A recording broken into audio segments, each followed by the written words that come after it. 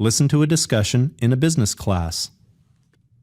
The computerized workplace can be hazardous to your health if you don't take preventative measures.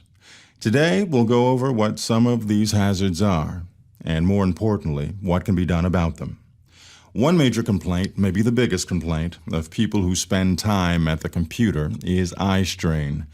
To help ease the strain on the eyes, the computer screen should be about 2 feet from your eyes.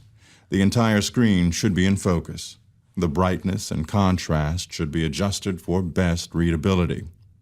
A good way to relieve eye strain is to look away from the screen frequently. Focus your eyes on objects that are far away, like something outside, the building across the street or the tree in the parking lot. But what if your office doesn't have a window? I mean, I've worked in lots of places where there's no window. Then in that case, you need to get up and walk around. You should never sit for more than 30 minutes at a time anyway. This is important for the rest of your body as well, namely your back. Neck and back pain are a big problem for computer people. Always make sure your screen, keyboard, and chair are at the right height for you.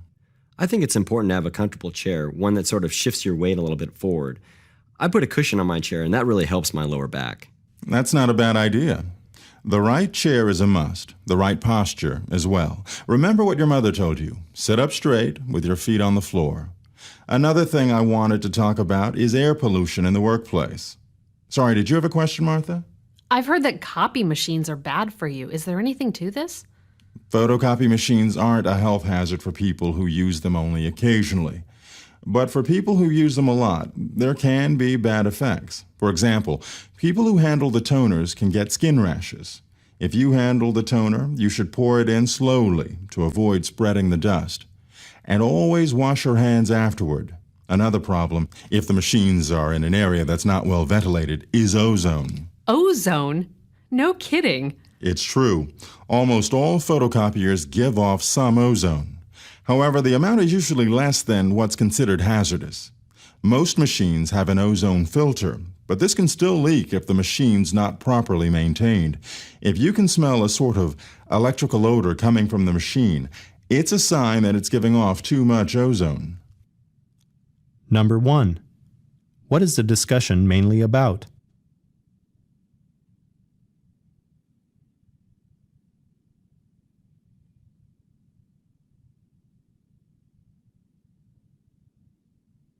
Number 2. What does the instructor recommend for relieving eye strain?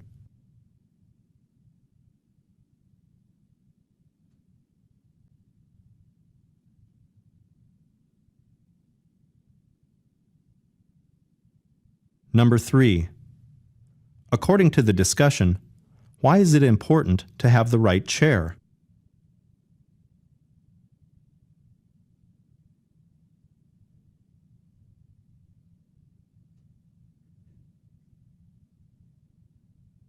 Number 4.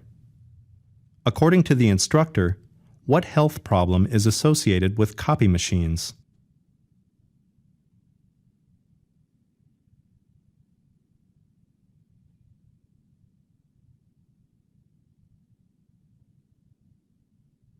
Number 5.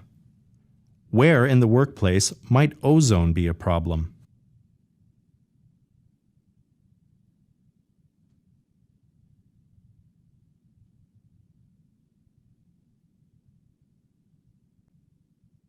Questions 6 through 10. Listen to a talk in a drawing class. Today we'll begin our discussion on perspective, or how to represent three-dimensional forms on a two-dimensional surface. The basic rules of perspective date back to the early Renaissance and are still used today. Perspective can be challenging when you're first learning to draw from observation, but it's essential to grasp if you want your drawings to represent the visual world as you see it. An understanding of perspective is mandatory for anyone who does representational drawing. This includes professionals in a variety of fields: interior design, illustration, architecture, industrial design, and fine arts, to name a few. Simply put, perspective allows us to differentiate between objects of different sizes and at different distances from the viewer. It enables us to see immediately what the relationships are. The fundamental principle is that objects appear smaller as their distance from the observer increases. For instance, someone across the street appears smaller than the person standing next to you. Someone down the street looks even smaller, someone farther away looks smaller still, and so on. Think of buildings in a landscape, the cross ties of railroad tracks, the cars on a train. These are just a few things we know are approximately equal in size, yet seem to diminish with distance because of perspective. Everything in perspective is related to the concept of eye level, the horizontal line at the level of your eyes as you turn your head from side to side. Another related concept is the vanishing point. The vanishing point is a point at eye level where parallel lines going away from you appear to come together and then vanish. When you draw a building, for example, the vanishing point makes the building sort of recede in space and grow smaller. Yet in reality, you know the sides of the building are parallel. If lines are drawn along these sides, they will converge at a distant point, the vanishing point. In real life, the eye level is rarely visible and vanishing points virtually never are. Yet it's important for you to always work with an awareness of them. This is why I advise you to sketch eye level and vanishing points in every drawing, at least temporarily. Eye level and vanishing points will help you convey perspective. As you gain an understanding of perspective, you'll find that your work is more confident and you're better able to create a finished drawing from your sketches. Number 6. What aspect of perspective does the instructor mainly discuss?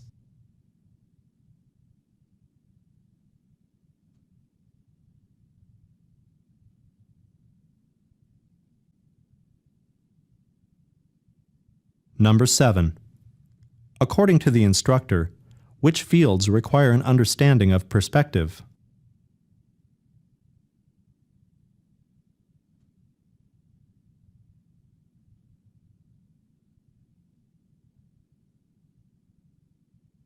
Number 8. Select the drawing that illustrates the concept of perspective.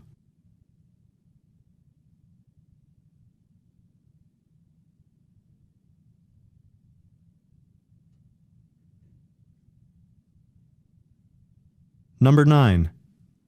Identify the part of the drawing that represents the vanishing point.